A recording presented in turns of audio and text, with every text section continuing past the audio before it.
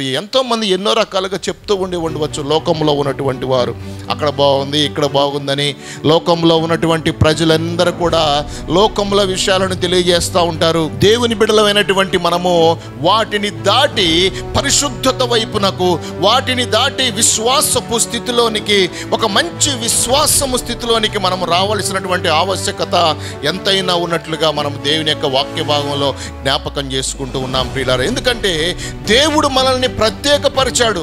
ఇంకా లోకము మనలో ఉండకుండా మనము జాగ్రత్త పడవలసిన ఆవశ్యకత ఎంతైనా ఉన్నది. మనము లోకములో నుంచి ప్రత్యేకించబడినటువంటి వారము, మనము దేవుని పిల్లలమై ఉన్నాము, దేవుని యొక్క రాయబారులమై ఉన్నాము.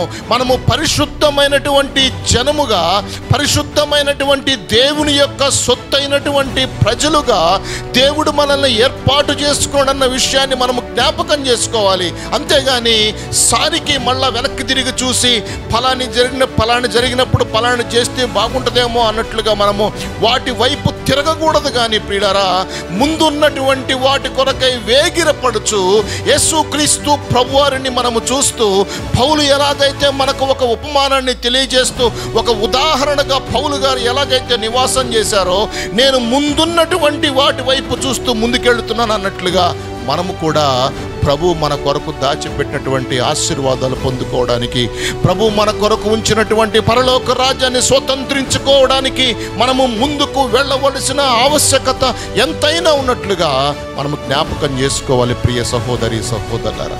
ఎందుకంటే దినములు చెడ్డవి గనుక సమయమును పోనీయక సద్వినియోగపరచుకొనుచు అజ్ఞానుల వలె కాక జ్ఞానుల్లాగా మనము ఈ భూలోకంలో నివాసము చేయవలసిన ఆవశ్యకత ఎంతైనా ఉంది.